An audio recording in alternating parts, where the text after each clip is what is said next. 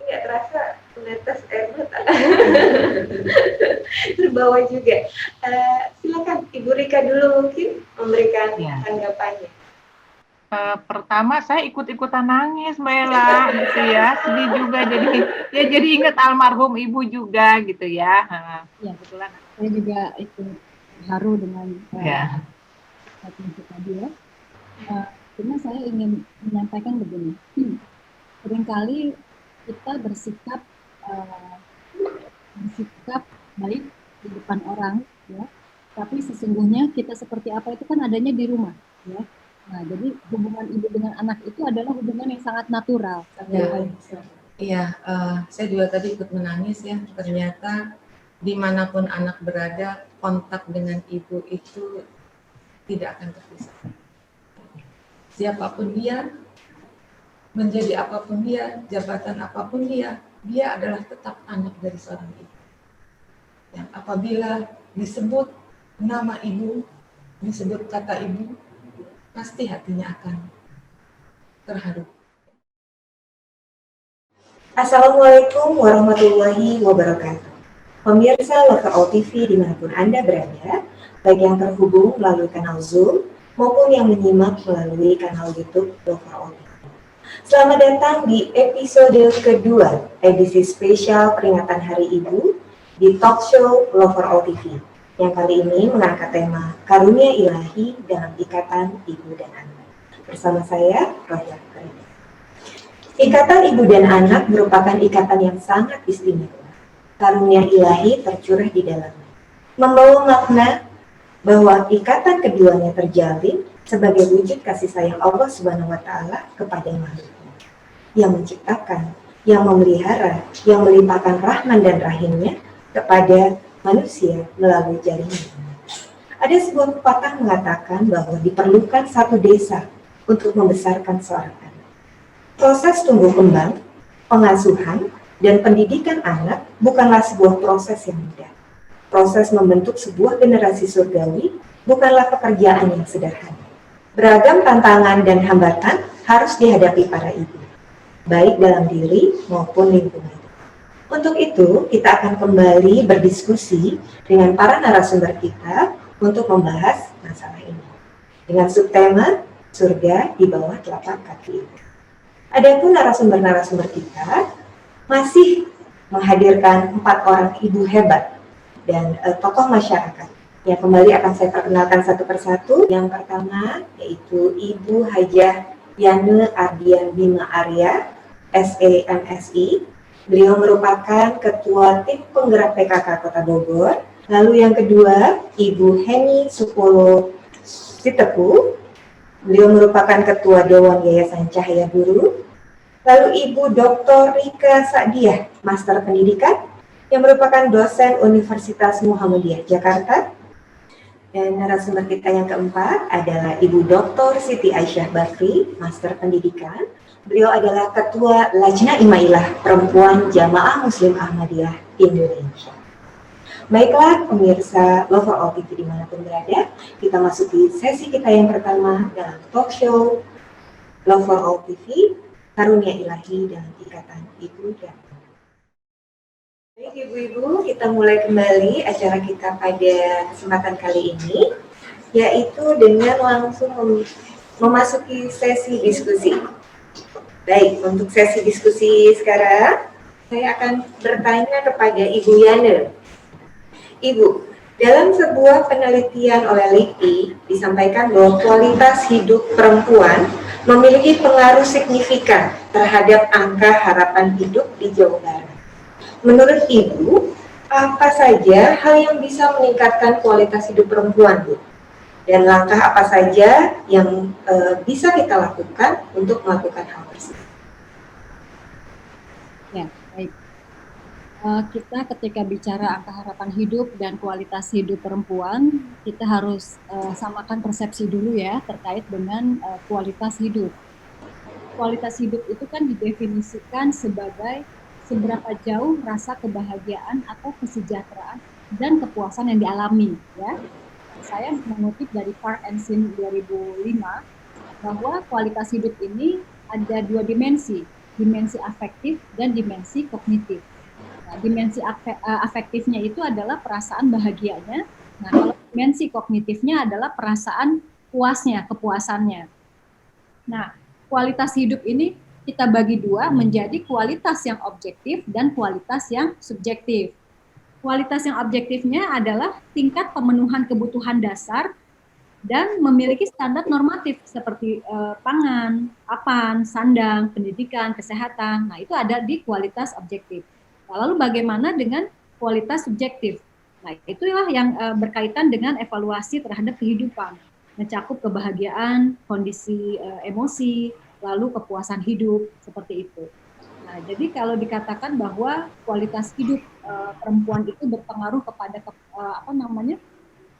angka harapan hidup, itu memang betul sekali, karena bagaimana kita sebagai perempuan terus meningkatkan kualitas hidup, terutama kualitas hidupnya yang bersifat subjektif, ya, karena bagaimana setiap perempuan dia bisa mengelola dan memahami kondisi emosinya dan kepuasan hidupnya. Nah, kalau misalnya perempuan tidak memiliki kepuasan hidup di dalam dirinya, tidak bahagia dengan dirinya, secara otomatis angka harapan hidupnya bisa lebih rendah. Karena ketika dia merasakan tidak bahagia, dia depresi, berbagai penyakit juga bisa masuk gitu ya. Nah, jadi artinya saya sangat concern dengan kualitas hidup perempuan di Jawa Barat, khususnya di Kota Bogor. Dan oleh karena itu, berbagai kegiatan atau program yang berkaitan dengan kualitas hidup perempuan kita usahakan untuk terus didorong. Contohnya di Kota Bogor itu kami membuat program sekolah ibu. Nah, sekolah ibu itu salah satu bentuk untuk mendorong kualitas hidup perempuan dari sisi subjektif yang tadi saya jelaskan. Seperti itu, Bu. Kalau sekolah ibu, menarik sekali nih Bu, karena ini merupakan salah satu solusi ya. Jadi sering sekali ada masalah dan dikatakan bahwa ya kan ibu nggak ada sekolahnya. Ternyata sekarang ada ya Bu ya, sekolah ibu ya? Ya, sekolah ibu itu sudah sekitar 4 tahun Bu. 4 tahun berjalan. Apa saja Bu yang diajarkan dalam sekolah ibu? Ya, saya ingin sedikit cerita dulu latar belakang sekolah ibu ya, karena di Kota Bogor dan saya yakin di kota-kota kota kabupaten se-Indonesia pun mengalami hal serupa terkait dengan fenomena sosial, perceraian yang tinggi, kekerasan dalam rumah tangga, tingkat narkoba dan lain-lain. Nah, itu sebenarnya yang meresahkan kami dan saya sebagai ketua tim penggerak PKK mengajak teman-teman pengurus untuk sama-sama merembukkan. Saya sampaikan saya pengen bikin sekolah ibu nih gitu ya. Yuk kita sama-sama rumuskan modulnya, apa saja yang akan disampaikan kepada para ibu. Nah, ini saya kebetulan saya sudah menyiapkan ini modul yang sudah kami siapkan. Ada sekitar 18 modul ya, 18 materi yang disampaikan kepada para ibu. Yang sebenarnya kalau mungkin ibu-ibu di sini membaca apa saja yang diajarkan, tidak terlalu sesuatu yang wow, sesuatu yang berbeda, tapi ini sangat basic, ya. Contohnya ketika misalnya Ibu Lilis tadi menyampaikan bahwa perempuan bicaranya bisa 20.000 kata sehari, laki-laki 7.000. Nah, itu adalah perbedaan perempuan laki-laki yang harus dipahami oleh perempuan sebagai istri dan suami, gitu ya. Perbedaan perempuan laki-laki seperti itu dituangkan juga di dalam sekolah ibu ini. Jadi kalau saya baca cepat ya, jadi di sekolah ibu ini diawali dengan urgensi ketahanan keluarga, lalu konsep dasar perkawinan kita sampaikan kepada ibu-ibu peserta, lalu kesehatan reproduksi, perempuan harus aware ya dengan alat reproduksinya, lalu mengenal otak dan kepribadian manusia, lalu menggali potensi diri. Selanjutnya adalah rumah sehat, lalu nilai dan pola asuh anak, sampai yang terakhir adalah cinta tanah air.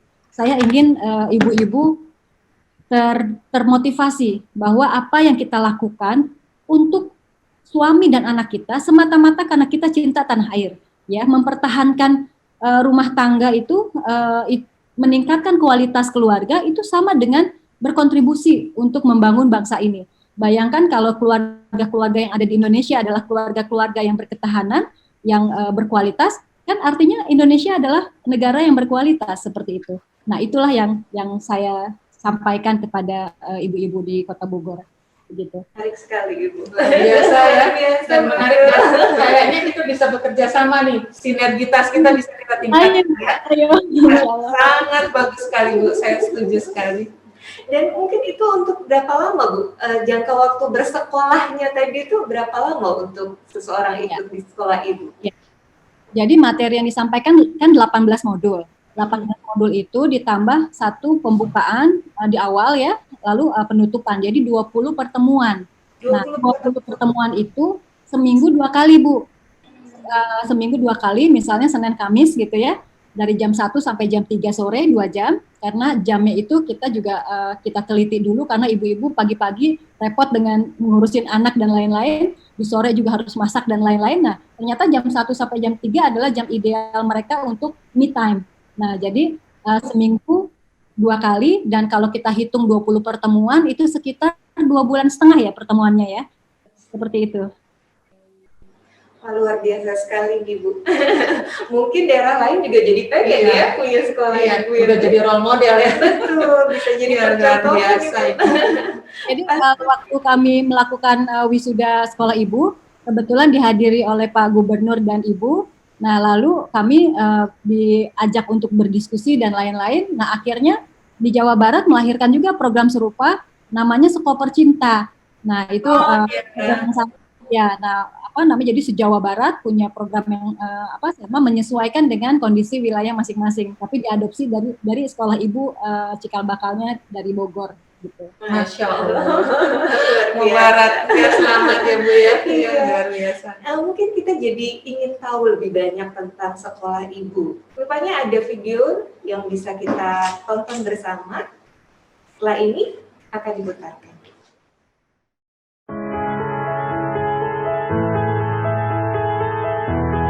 Sebagai kepala daerah, saya meyakini bahwa membangun kultur lebih sulit daripada membangun infrastruktur.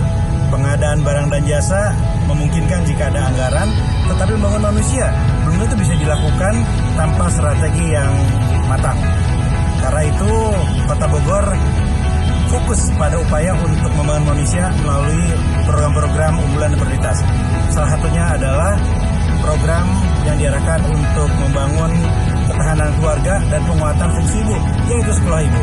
Sekolah ibu akan membangun manusia, menguatkan peran ibu, dan membangun ketahanan keluarga, mewujudkan Bogor menjadi kota yang ramah untuk keluarga. Sekolah ibu dibentuk sebagai jawaban atas permasalahan-permasalahan sosial yang terjadi di Kota Bogor, yang akar permasalahannya kebanyakan berasal dari keluarga. Keluarga yang tidak berkualitas akan melahirkan generasi yang tidak berkualitas.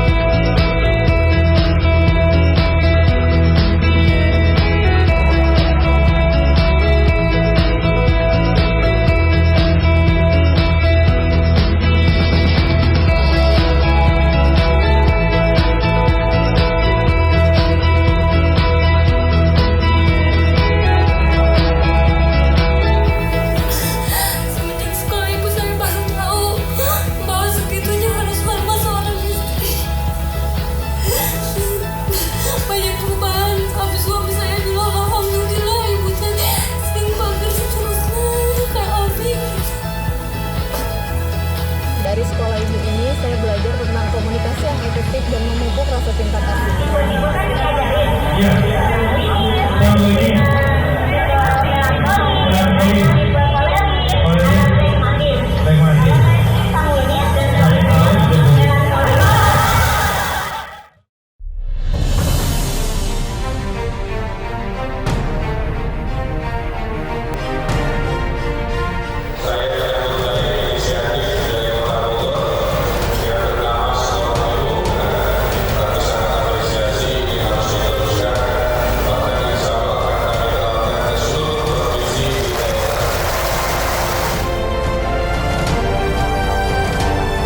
Membentuk sekolah ibu sama artinya dengan menyelamatkan suatu bangsa.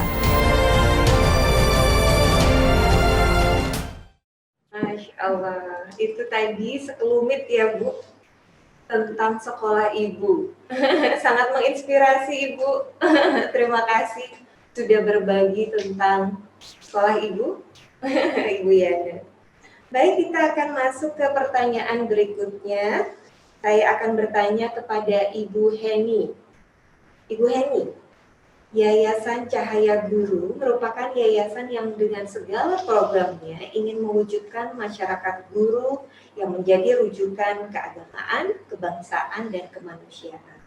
Tujuan yang sangat mulia, karena nilai-nilai ini sangat penting dan tentu saja tidak boleh pudar dari masyarakat kita. Kalau tadi Ibu Yana punya sekolah guru, sebenarnya apa yang melatar belakangi Ibu Heni untuk mendirikan Yayasan Cahaya Guru? Begini, dalam proses pendirian, itu sebetulnya tadinya kami ingin menemani guru untuk meningkatkan profesionalitas mereka, lalu bersama-sama melihat dan menguatkan sarana pembelajaran, gitu. Jadi betul-betul dari kelas. Dan pada saat itu kami menggunakan potensi lingkungan, menghubungkannya dengan kurikulum, kemudian melihatnya sebagai proses pembelajaran yang lebih bermakna, karena dengan segera siswa bisa melihat kedekatan antara materi dengan lingkungannya. Jadi aplikatif gitu Bu? Iya, dan semua materi adalah apa yang didapatkan di lingkungan. Karena itu bahwa menggunakan potensi lingkungan dan dihubungkan dengan kurikulum, dengan materi ajar. Nah, pada saat itu kami hanya pergi menemani sekolah-sekolah yang kurang beruntung, yang kurang mendapatkan kesempatan pelatihan-pelatihan, yang kurang lah secara umum. Nah, selama 4 tahun dari 2006 sampai 2010, ketika melakukan pelatihan-pelatihan menemani guru itu, kami menangkap kita punya masalah kebinekaan. Isu kebinekaan itu sangat mudah ditemui dari satu tempat ke tempat lain. Tapi semua guru yang menyatakannya, itu menyatakannya dengan bisik-bisik. Nggak mau ketahuan.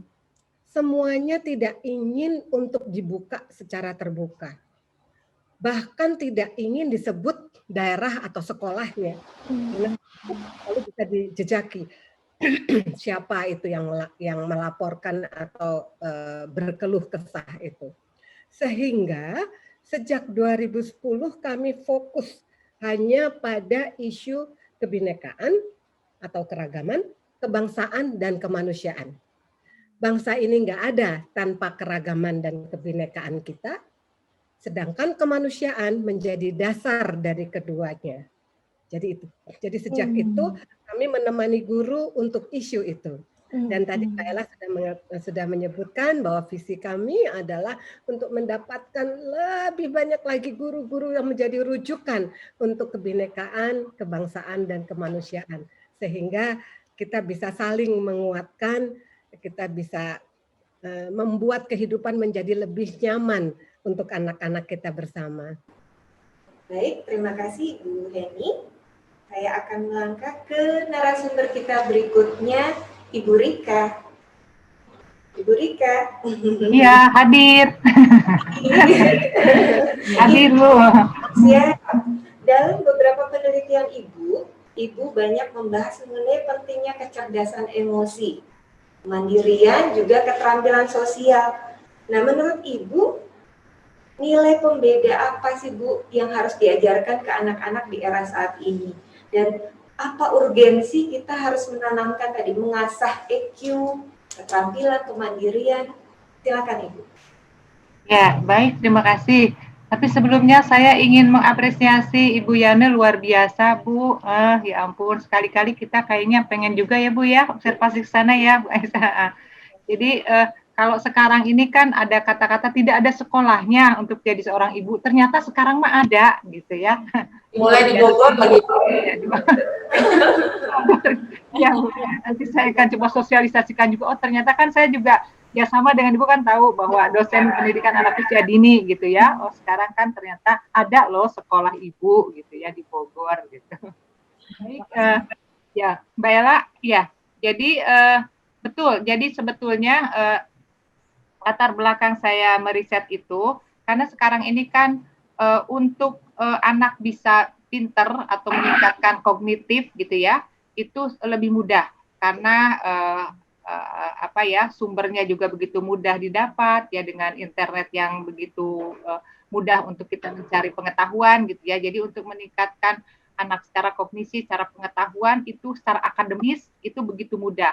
Tetapi sekarang bagaimana anak-anak itu secara kognitif, secara pengetahuan dia oke, tetapi emosinya itu meluap-luap, tidak bisa menyalurkan emosi dengan tepat gitu ya. Kemudian juga kemandiriannya juga sangat Masya Allah gitu ya. Jadi apa-apa tergantung kepada orang tua misalnya ya. Kita banyak menyaksikan anak-anak seperti itu. Kemudian juga cara bersosialisasinya pun juga tidak bagus. Nah ini berarti apa? Berarti sekarang ini tantangan bagi kita, yuk ajari mereka juga, latih mereka juga, anak-anak kita ini sejak dini gitu ya. Bagaimana mereka juga diajarkan meluapkan emosi itu dengan tepat. Nah, kemudian juga dengan cara yang tepat gitu ya, dan itu semua harus dilatih gitu ya, dilatih sejak dini. Kemudian kemandiriannya juga ya, kedisiplinannya itu semua harus dilatih, dan ini semua kan non akademis. Terkadang kita orang tua itu lupa kalau non akademis itu dianggapnya nanti juga bisa sendiri, nurut sendiri gitu ya. Nah ini yang kadang-kadang harus menjadi kita mengingatkan kita sebagai orang dewasa ya, sebagai orang tua yang menjadi role model itu, kita juga harus mengajarkan kepada anak-anak kita bagaimana bersosialisasi yang benar itu gitu ya, kemudian mengelola emosi itu juga ya harus diajarkan. Karena saya pernah melihat itu bagaimana mengajarkan anak sejak dini untuk merasakan bahagia itu seperti apa, sedih itu seperti apa gitu ya. Dan di tempat yang seperti apa, pas kondisi seperti apa, luapkanlah rasa bahagia itu. Nah itu sebetulnya harus dilatih, dan kita juga harus aware ketika anak-anak kita sedang bahagia itu seperti apa. Nah itu kita juga harus aware sehingga betul-betul memberikan kesempatan untuk merasakan anak itu, oh iya ini tuh aku sedang bahagia loh gitu ya. Nah itu adalah salah satu cara mengajarkan gitu ya, bagaimana kecerdasan emosi itu juga perlu dilatih, diajarkan sejak dini. Mungkin itu Mbak Ella ya. Berusaha mengenali ya Bu ya, apa sih emosi yang sedang dirasakan, itu jadi tahapan penting bagi anak-anak begitu ya Bu? Ya, betul. Jadi anak kalau sudah dikasih tahu, sudah dilatih gitu ya, tentu kedepannya dia sendiri tahu, oh iya kalau aku marah tuh boleh. Anak kan ya, kita kan juga boleh ya Bu marah, kita punya emosi ya, marah boleh kan, kecewa kan boleh gitu ya. Tentu kan pasti ada tempatnya saat kita marah gimana gitu ya. Kemudian juga harus jelas alasan marahnya seperti apa gitu kan. Jadi nah itu, ini semua harus diajarkan juga kepada anak gitu. Jadi seperti itu. Baik, terima kasih Ibu. Jadi selain pendidikan secara umum, maka hal-hal yang mengasah emosi anak-anak itu menjadi hal yang sangat penting di era sekarang ini. Ya, dan tantangan terberat sepertinya Ibu ya, karena itu tadi sekali lagi kalau akademis mungkin mereka tuh nggak perlu diajarin ya Bu, karena mereka bisa dengan sendirinya. Tapi bagaimana mereka mengelola emosi ya secara sosial lebih baik itu kan perlu sekali diajarkan, dan itu terutama ya diajarkan dari rumah kan, orang tua, ibu lagi yang harus jadi role model. Iya, ibu lagi. Baik, saya akan beralih ke Ibu Lilis. Ibu, dalam sebuah hadis yang sangat umum kita sering dengar ya, bahwa surga berada di bawah telapak kaki Ibu. Sebenarnya maknanya tuh bagaimana sih Bu dari hadis ini? Mungkin Ibu bisa sedikit sharing bagaimana cara agar orang tua khususnya Ibu bisa mewujudkan surga di rumahnya, baik di Janati dan tadi Ibu sebagai surga di bawah telapak. Silakan. Iya, terima kasih Mbak Ella. Saya rasa ini penting sekali ya, kita mengetahui maknanya. Sebetulnya makna dari hadis ini adalah menurut saya yang pertama yang harus dilakukan mewujudkan fungsi ibu yang bisa membawa anaknya menuju surga nanti dan menghadirkan surga di dunia ini juga adalah yang pertama adalah bagaimana seorang ibu bisa mengenalkan Tuhan kepada anak-anaknya, mengenalkan Allah Subhanahu wa Ta'ala kepada anak-anaknya, dan membuat anak-anaknya adalah anak-anak Tuhan, anak-anak yang dicintai Tuhan, dan melakukan sesuatu yang Tuhan atau Allah Subhanahu wa Ta'ala senangi. Kita bisa menyampaikannya seperti ini. Biasanya anak kecil itu senang dengan sesuatu yang membuat dia akan mengulangi perbuatan apabila dia menyenangi sesuatu. Tuhan juga demikian. Tuhan akan sangat mencintai makhluknya, mencintai kita semua apabila melakukan apa yang diperintahkannya. Nah, ini adalah penanaman yang menurut saya sangat mendasar. Bagaimana diawali dengan bagaimana anak mengenal Tuhannya, ya, dengan cara apa? Yang melakukan apa yang disukai oleh Allah Subhanahu wa Ta'ala dan menjauhi segala larangannya. Ini sangat penting dan sangat mendasar. Dan yang berikutnya adalah kita harus bisa menyampaikan kepada anak tentang keindahan dan kebaikan Tuhan itu sendiri, ya, dengan segala alam ciptaannya, dengan segala rahman dan rahimnya, ya, bagaimana Allah Subhanahu wa Ta'ala dengan sifat rahman itu memberikan semua ini untuk semua makhluk, tapi dengan sifat rahimnya, sesuatu kebaikan itu harus dilakukan suatu upaya. Jadi tidak bisa menerima begitu saja. Itu kan makna dari rahman dan rahim dalam surat Al-Fatihah. Ya. Jadi menurut saya itu sangat penting memberikan gambaran tentang Tuhan. Tidak melulu menggambarkan Tuhan yang menyeramkan, ya, tapi berikan bagaimana sifat Allah Subhanahu wa Ta'ala yang Maha Rahman dan Maha Rahim itu bisa kita lakukan, gitu. Mengejawantahkan sifat-sifat Rahman dan Rahim itu. Saya rasa itu adalah tugas seorang ibu untuk bisa dijadikan sebagai surga, ya, jalan menuju surganya. Kemudian yang saya juga kita harus semua pahami adalah tentang kebiasaan. Di dalam pendidikan, terutama anak usia dini, yang disebut proses pembiasaan itu sangat penting. Sangat mendasar. Anak harus terus-menerus dilakukan pelatihan dalam proses pembiasaan. Dan pembiasaan yang juga harus ditanamkan adalah pembiasaan berdoa. Memintalah kepada Allah Subhanahu wa Ta'ala. Dia akan kabulkan. Kalau tidak dikabulkan sekarang, pada saatnya nanti atau ada sesuatu yang membuat dia juga nanti akan dikabulkan. Jadi kebiasaan berdoa ini meminta kepada Allah Subhanahu wa Ta'ala, malah dikatakan mintalah bahkan sebuah tali sepatu. Ya. Jadi kalaupun anak meminta sesuatu, jangan langsung diberikan. Tapi katakan, mintalah kepada Allah Subhanahu wa Ta'ala. Berdoalah dulu. Kalau kamu ingin sepeda, berdoalah supaya mama punya rezeki untuk bisa memberikan sepeda. Jadi anak akan tahu, kalau saya berdoa, maka Allah Subhanahu wa Ta'ala akan mengabulkan. Dengan cara apa? Melalui rezeki yang diterima oleh kedua orang tua. Jadi sangat penting bagaimana proses kita memberikan pemahaman ini kepada anak-anak. Kemudian yang berikutnya menurut saya juga sangat penting adalah menyampaikan ajakan meraih ridha Allah Subhanahu wa Ta'ala yang tadi saya katakan, hablum minallah dengan hablum minannas. Ya. Jiwa kita, kehidupan kita sepenuhnya ketakwaan kepada Allah Subhanahu wa Ta'ala. Tapi jiwa hati kita luluh kepada kemanusiaan. Itu juga menurut saya sesuatu yang sangat penting diterapkan untuk anak-anak kita, ya. Jadi jangan sampai mereka acuh dengan lingkungan, mereka menjadi seseorang yang tidak manusiawi, ya, bukan orang yang begitu terlepas dari lingkungannya, tapi justru menjaga. Dan yang terpenting ini dibungkus dengan cinta kepada tanah air, di mana bumi dipijak, di mana langit dijunjung, itu harus ditanamkan. Siapa yang harus tanamkan? Ibunya. Jadi saya sangat setuju dengan tadi dikatakan Bu Yana, bahwa cinta kepada tanah air, ya, harus betul-betul ditanamkan oleh anak-anak kita melalui informasi yang bukan hanya penyampaian oleh ibunya, tapi perilakunya.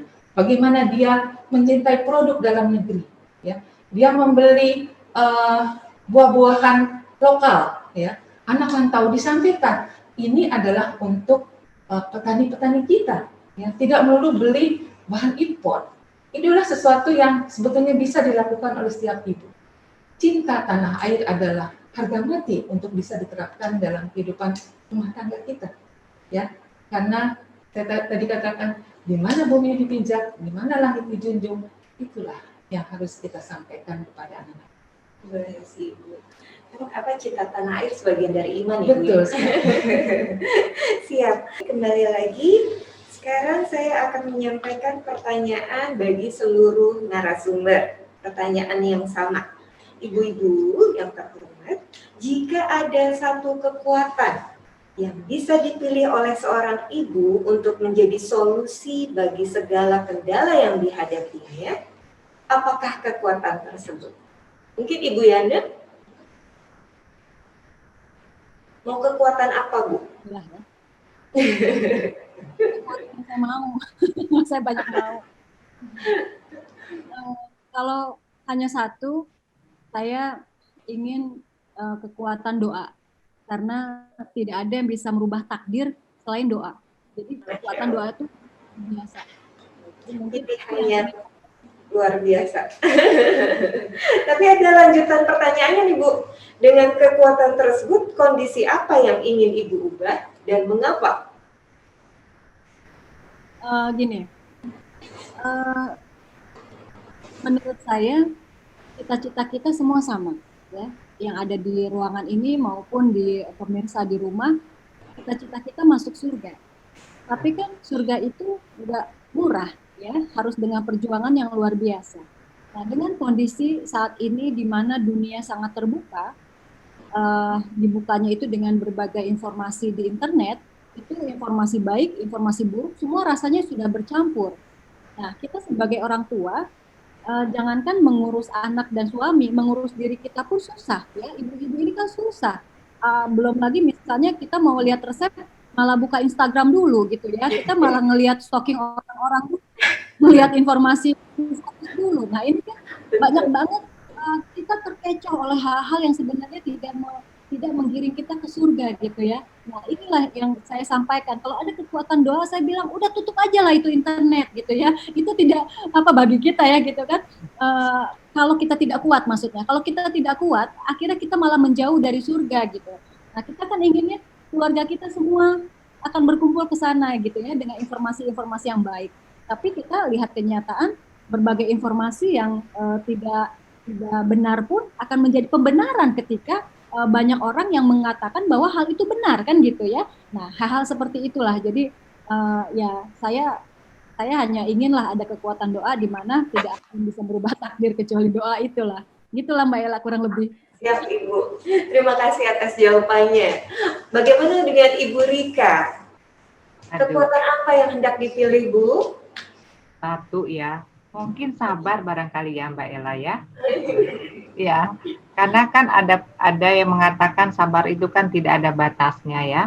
Jadi ya saat kita menghadapi masalah apapun ya tentu dengan sabar pasti ya otomatis kita juga akan ya santai menanggapinya ya sabar karena pasti kan sesuatu itu akan berlalu. Kita tidak selamanya hidup ini akan sulit, tapi tidak selamanya juga hidup ini akan mulus terus. Ya selama hidup kan kita pasti akan menemukan masalah gitu ya. Tapi dengan sabar ya mungkin kita akan menyikapi hal-hal tersebut dengan baik, dengan indah, dengan santai gitu, dengan sabar tadi gitu. Karena sabar itu tidak ada batasnya.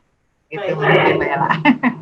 Baik, kondisi apa Bu yang ingin diubah dengan kesabaran itu? Semua kondisi. Kondisi yang ingin diubah, saya mikir dulu ini kali ya. Mungkin ini kali Bu. Barangkali mungkin saya pernah melakukan hal-hal yang keliru beberapa puluh tahun yang lalu dalam mendidik anak. Itu rasa-rasanya saya keinginan pengen deh merubah dulu itu ya. Aduh kenapa sih aku tuh kok melakukan itu gitu ya. Jadi rasanya pengen ubah itu gitu loh dengan sesuatu yang seharusnya gitu loh Mbak sebetulnya. Tapi ya mungkin itu tidak mungkin ya. Tapi yang jelas sekarang kita berusaha saja memperbaiki kesalahan-kesalahan yang pernah saya lakukan terhadap pengasuhan terhadap putra-putri saya gitu. Itu aja sih Mbak Ella. Terima kasih Ibu Rika. Ibu Lilis, kekuatan apa Bu? Saya mungkin sama dengan Bu Yani, doa. Menurut saya adalah kekuatan yang sangat besar. Dalam hal apa? Saya ingin sekali berdoa, berkeyakinan ya untuk mengatasi masalah yang dialami oleh bangsa dan negara kita. Semoga bangsa ini akan menjadi bangsa yang senantiasa selalu dalam lindungannya, ya, bangsa yang ramah, ya, bangsa yang sejahtera, adil dan makmur, ya. Dan itu hanya bisa dibentuk dengan adanya keluarga-keluarga yang juga memiliki sifat-sifat yang tadi saya katakan.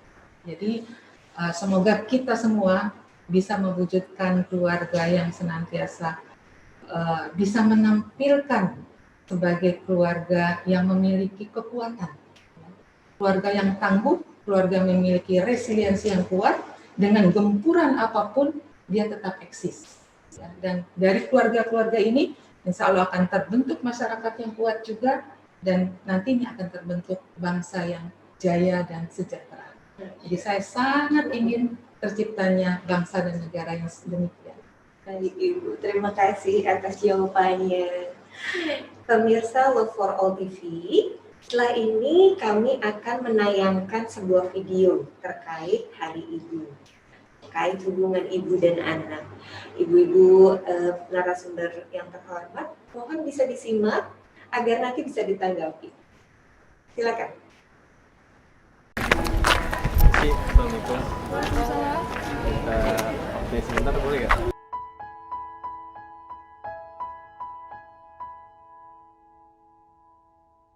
Assalamualaikum warahmatullahi wabarakatuh. Perkenalkan, nama saya Hanifah Aulia. Nama saya Jeffrey Karikalias, saya mahasiswa. Nama saya Alika Dewanti. Nama gue Dea Putri Alivia, biasa dipanggil Deca. Terakhir, sehat. Telepon sering. Kabar dari ibu sih alhamdulillah baik, cuman lagi sibuk ngurus sekolahan. Terakhir ngabarin itu hari Sabtu. Berani? Boleh. Berani.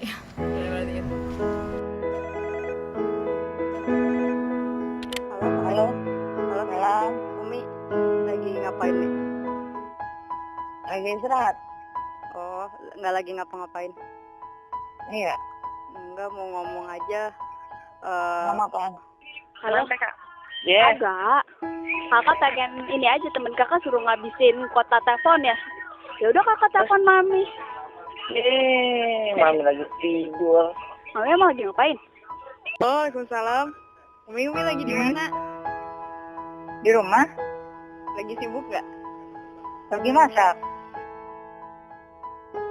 Assalamualaikum. Assalamualaikum. Oh, ini. Ya. Mana? Pakai apa nih? Pakai HP yang lama? Nggak punya teman, nanti teman. Oh, ada lagi di dapur mau masak. Lagi masak. Mama apaan? Ini mereka mau bilang makasih sama Umi udah doain Baika terus sama dukung kegiatan Baika. Nah, terus? Enggak, mereka cuma lagi pengen ngomong aja sama Umi. Kan apa Mbak? Enggak, kan di rumah jarang ngobrol sama Umi. Terus mau minta maaf aja kalau mereka kebanyakan sibuk di luar. Terus jarang ngobrol-ngobrol sama Umi. Yang penting bisa jaga diri aja. Iya. Tetep apa? Mau ngucapin makasih. Soalnya selama ini Umi selalu memenuhi kebutuhan Teteh. Umi sehat terus. Saya nggak tahu liburan semester ini bisa pulang apa enggak.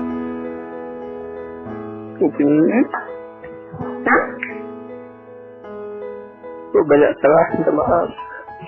Ya, nggak apa-apa. Mama juga banyak salah. Kenapa? Kenapa lu?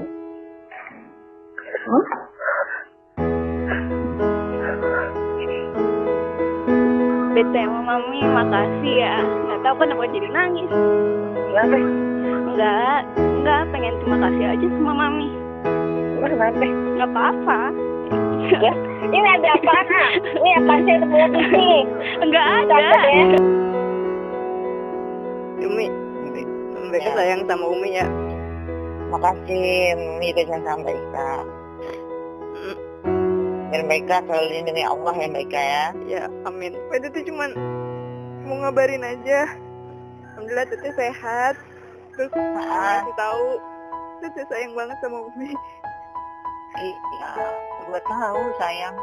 Tete juga apa, Umi juga sayang sama Tete. Gimana ini? Kira-kira semester ini prestasinya?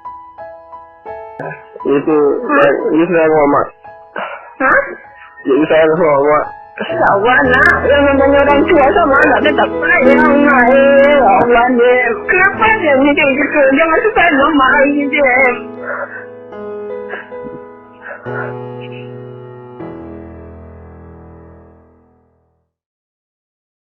Nggak apa-apa, kan aku terus sama sayang sama mami.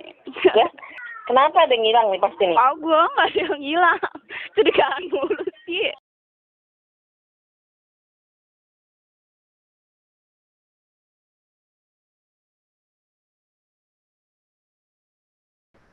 Baik, Ibu, itu tadi merupakan sosial eksperimen tentang anak suruh kontak sama ibunya. Nggak terasa menetes air mata.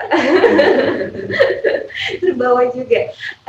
Silakan Ibu Rika dulu mungkin memberikan tanggapannya. Pertama saya ikut-ikutan nangis Mbak Ella gitu ya, sedih juga jadi ingat almarhum ibu juga gitu ya. Kebetulan anak-anak saya juga tadi lagi les nggak ada, rasanya jadi keingetan anak-anak juga ya. Oke, tanggapan tadi menurut saya ini sesuai dengan tema yang saat ini kita lagi bincangkan ya Bu ya. Jadi ikatan ibu dan anak itu memang karunia ilahi itu betul-betul. Jadi connect saja gitu ya, saat anak-anak tadi telepon itu ya ibu tuh udah connect aja, ngapain nih, tetap kan curigaan mulu dan sebagainya. Itulah memang ikatan anak dan ibu tuh tidak bisa ya dihindari. Memang seorang ibu tuh dari mulai hamil kemudian juga melahirkan sampai menyusui itu kan luar biasa, yang menandakan tidak akan terlepaslah ikatan antara seorang ibu dan anak itu. Mungkin itu, Bella. Terima kasih, Ibu. Kalau Ibu Yana, tanggapannya, Bu? Ya, saya juga ikut haru dengan itu tadi ya. Cuma saya ingin menyampaikan begini. Seringkali kita bersikap baik di depan orang, ya. Tapi sesungguhnya kita seperti apa itu kan adanya di rumah, ya. Nah, jadi hubungan ibu dengan anak itu adalah hubungan yang sangat natural. Kalau kita di luar itu menjaga sikap, kalau di rumah itu kita bisa berdebat, berdiskusi banyak hal dengan antara orang tua dengan anak. Nah, disitulah sering terjadi pertengkaran antara orang tua dengan anak ya, tapi artinya bukan secara dahsyat ya pertengkarannya. Nah, perselisihan itulah yang sering terjadi, tapi dimanapun yang tadi disampaikan Ibu Rika, kelekatan antara ikatan batin antara orang tua dan anak itu tidak akan pernah putus gitu ya. Dimanapun, apalagi anak-anak tadi saya lihat udah kuliah jauh gitu ya, lalu menelpon ibunya, rasa kangen dan menunjukkan rasa sayang, itu akan selalu ada gitu. Nah, jadi saya bersyukur sebagai seorang ibu, tapi sekaligus juga ya saya juga mengingat-ingat dosa apa saya sama orang tua saya ya, sama ibu saya gitu. Kayaknya banyak sekali kehilafan yang mungkin saya lakukan kepada ibu saya, karena tadi saya bilang di dalam rumah itu pasti hubungan orang tua kan sangat dekat ya. Tidak seperti kita di luar sana yang harus jaga sikap, jaga image dan lain-lain gitu. Apa adanya itu di rumah, sehingga suka duka itu dijalankan di rumah.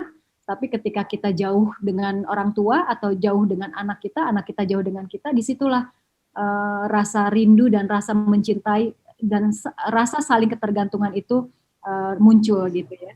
Mungkin seperti itu, Kayla. Baik, terima kasih Bu Yana. Saya jadi anak dan ibu jadi diri sendiri ya Bu ya, nggak perlu jaga image tadi ketika di luar dan lain sebagainya ya. Baik, bagaimana dengan Ibu Liris? Iya, saya juga tadi ikut menangis ya. Ternyata dimanapun anak berada, kontak dengan ibu itu tidak akan terpisah. Siapapun dia, menjadi apapun dia, jabatan apapun dia adalah tetap anak dari seorang ibu. Yang apabila disebut nama ibu, disebut kata ibu, pasti hatinya akan terharu. Kita sudah menyaksikan suatu film yang menggugah bagaimana seorang ibu dimanapun dia berada, hatinya tetap dengan anak-anaknya. Tadi ada satu, menurut saya satu kata yang sangat indah dari seorang ibu dan juga dengan anaknya untuk saling mendoakan. Itu menurut saya sangat indah. Tiada kata, tiada jalinan yang bisa menjaga itu semua selain doa. Luar biasa, ibu mendoakan dan anak memohon doa kepada ibunya, memohon restu agar dalam pendidikannya mencapai kesuksesan. Saya rasa itu adalah berkat pendidikan dari seorang ibu yang juga luar biasa. Sampai seorang anak itu bisa melakukan demikian. Karena kalau kita lihat dari hadis Ibnu Majah dikatakan bahwa muliakanlah anak kalian, maka ajarkanlah dia dengan sopan santun. Artinya seorang ibu bisa melihat hasil anaknya, bisa mengatakan doakanlah saya ibu, itu semata-mata karena tarbiyah yang diberikan oleh ibunya di dalam keluarga, sehingga anaknya bisa menyatakan atau terlihat dari sopan santunnya dengan menyatakan permohonan doa. Saya rasa itu kalimat yang sangat indah, sangat fundamental bagi kita semua. Baik, terima kasih atas tanggapannya, menarik sekali. Jadi betapa karunia ilahi memang terdapat pada jalinan ibu dan anak. Itu tadi adalah sesi kita tentang video. Sekarang kita akan masuk ke sesi berikutnya, yaitu sesi tanya jawab. Sudah ada beberapa pertanyaan yang masuk. Yang pertama, sebagai supermom yang telah membesarkan putra-putri yang luar biasa, bagaimana cara ibu membagi waktu antara keluarga juga karir? Ketiganya adalah wanita karir. Keempatnya, mohon maaf, dari Ibu Heni. Mungkin Ibu Lilis? Ya, hidup ini adalah prioritas. Kita tidak bisa mengerjakan sesuatu semua hal dalam satu kesempatan. Maka skala prioritas adalah pilihan untuk seorang ibu yang cerdas. Menurut saya, sebagai seorang wanita karir, kita harus bisa menempatkan pada saat sosok kita diminta hadir oleh seorang anak dan itu tidak tergantikan oleh orang lain, maka disitulah saya harus hadir. Bisa saja pekerjaan dihandle oleh orang lain, tetapi anak yang betul-betul saat itu membutuhkan sosok kita, maka menurut saya itulah ibu harus hadir. Jadi skala prioritas adalah solusi untuk mengatasi hal itu. Jadi bukan masalah waktu, bukan masalah yang lain, akan tetapi ketika memang dibutuhkan, ibu harus hadir. Baik. Baik, kita lanjutkan pertanyaan berikutnya. Ada sebuah pertanyaan yang masuk. Assalamualaikum. Sebagai calon ibu, mental seperti apa yang harus benar-benar disiapkan agar bisa mendidik anak sebaik mungkin dengan segala tantangan zaman? Ibu Yana mungkin bisa membantu untuk menjawab pertanyaan. Ya, menikah itu ibadah. Ibadah itu hubungan kita dengan Allah. Ketika kita dari awal sudah tahu konsep pernikahan adalah ibadah, artinya ketika kita menghadapi kendala dalam perjalanan pernikahan kita, dalam menghadapi tanggung jawab kita, amanah kita kepada suami dan anak, kita minta pertolongan kepada Allah. Nah, jadi artinya menurut saya dalam pertanyaan ini, mental apa yang kita siapkan adalah mental ketakwaan bahwa kita membangun rumah tangga itu tujuannya untuk meningkatkan ketakwaan kepada Allah Subhanahu wa Ta'ala, bukan meningkatkan saldo tabungan ya, Bu ya. Iya, betul. Tujuannya meningkatkan saldo tabungan kecewa gitu. Jadi lebih baik kita tingkatkan ketakwaan kepada Allah. Nah, artinya segala sesuatu tantangan menghadapi suami dan anak itu kita kembalikan kepada Allah. Allah yang membolak-balikan hati manusia, begitu juga Allah yang memegang hati suami kita dan anak-anak seperti itu. Nah, jadi mentalnya mental takwa aja dulu. Menurut saya itu adalah modal utama. Seperti itu, Mbak. Siap. Jadi untuk para calon istri, calon ibu yang disiapkan adalah mental takwanya. Begitu ya Bu ya? Siap. Kita akan masuk ke pertanyaan berikutnya. Jika seorang perempuan tidak memiliki anak, apakah tetap mendapat karunia seperti yang memiliki anak? Ibu Rika, mungkin bisa bantu menjawab? Oh, oke. Baik, ini jika seorang perempuan tidak punya anak gitu ya, Mbak ya? Betul. Ya, ya. Sebetulnya kan kalau naluri perempuan itu kan juga sama ya, walaupun dia belum menjadi seorang ibu ya. Jadi ada saatnya memang seorang perempuan itu lebih, kan tadi udah disampaikan, memiliki hormon yang memang berbeda dengan laki-laki. Tentu ini memang yang membedakan antara perempuan dan laki-laki. Jadi nanti kalau misalnya perempuan tidak diberikan amanah atau belum diberikan amanah memiliki anak, kan ada jalan lain gitu ya untuk bisa memiliki anak. Karena bagaimanapun juga pasti seorang perempuan setelah menikah pasti ada keinginan untuk memiliki anak ya. Karena memang itu adalah tujuan dari menikah, kan ingin memiliki anak.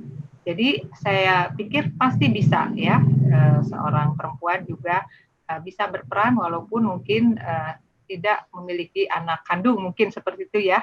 Jadi pada prinsipnya ya sama, perempuan itu memiliki karunia yang yang sudah diberikan oleh Allah Subhanahu wa taala, sehingga punya kecenderungan untuk lekat dengan anak-anaknya gitu nanti. Mungkin itu, Mbak. Baik, terima kasih atas jawabannya. Ada yang ingin ditambahkan? Cukup? Baik. Semuanya jawabannya luar biasa. Masya Allah, betul sekali. Sungguh sebuah kehormatan bagi saya di sini bisa bersama-sama ibu-ibu, juga pemirsa sekalian, berdiskusi mengenai karunia ilahi dalam ikatan ibu dan anak. Baik, tadi adalah jawaban dari pertanyaan terakhir yang akan kita bahas pada sesi tanya jawab kali ini. Sekarang kita akan memasuki closing statement dari para narasumber kita. Mohon kepada ibu-ibu untuk dapat menyampaikan kata-kata penutup terkait dengan talkshow kita pada kesempatan kali ini, yaitu terkait karunia ilahi dalam ikatan ibu dan anak. Menjadi seorang ibu bukanlah hal yang mudah. Ibaratnya di lapangan bola, suami itu striker dan ibu itu punya peran sebagai kiper. Ya. Nah, seringkali sebagai ibu kita suka pengen ikut-ikutan jadi striker. Nah, jadi harapan saya di pertemuan ini dan mudah-mudahan di kesempatan ini ingin berbagi dan ingin berjamaah bersama-sama untuk menjadi kiper yang baik gitu ya, dalam rumah tangga kita, keluarga kita. Nah, kalau kita bekerja berjuang sendiri tentunya lebih sulit dibanding kita berjamaah berjuang. Nah, jadi mudah-mudahan ibu-ibu di Indonesia dimanapun ibu-ibu berada, yuk kita menjadi kiper yang baik untuk keluarga kita. Terima kasih. Baik, terima kasih Ibu untuk closing statement-nya. Ibu Rika. Ya, baik.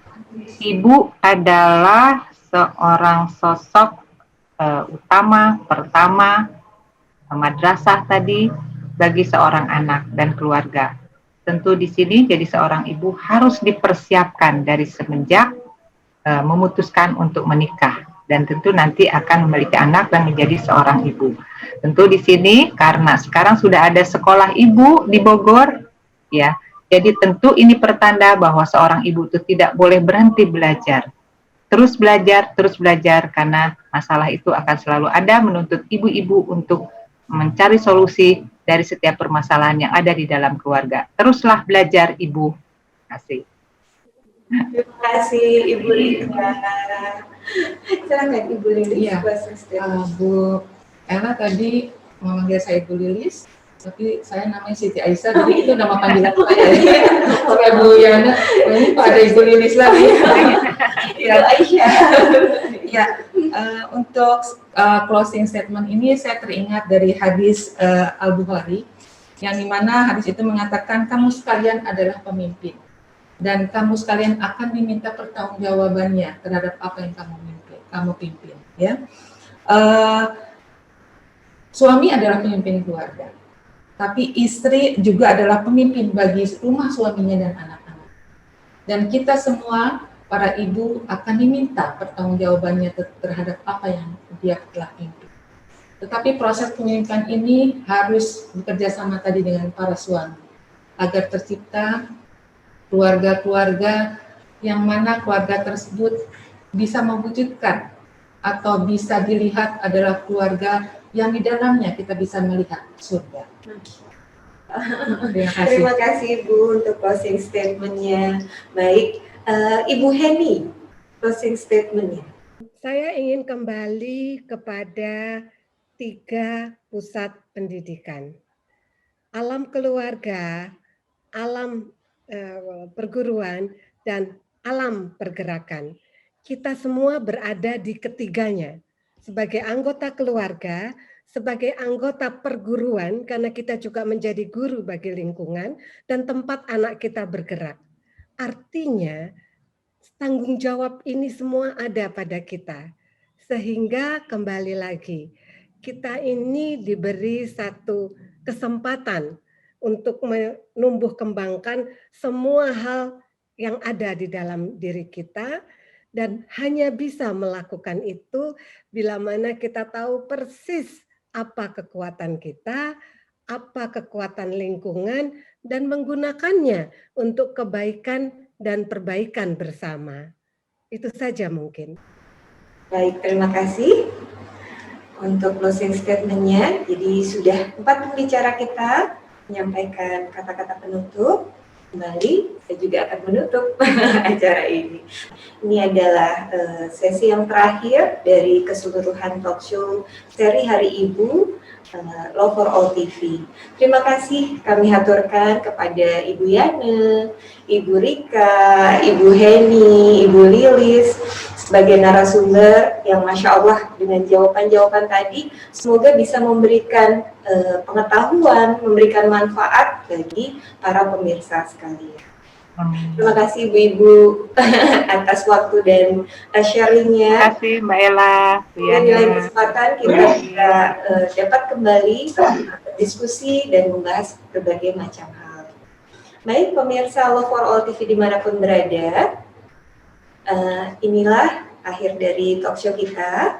Terima kasih sudah menonton, terima kasih sudah menyimak. Ikuti terus berbagai episode dari Love for All TV setiap bulannya, dan jangan lupa untuk like, subscribe, dan komen video-video kita. Terima kasih kami aturkan. Selamat Hari Ibu, selamat berjuang para ibu. Insya Allah dengan doa, dengan perjuangan tanpa henti, kerjasama dengan berbagai pihak, terutama suami sebagai support system, akan terbentuk sebuah generasi yang hebat dan cermat. Saya Rohila Farida undur diri. Wassalamualaikum warahmatullahi wabarakatuh. Waalaikumsalam Waalaikumsalam warahmatullahi wabarakatuh.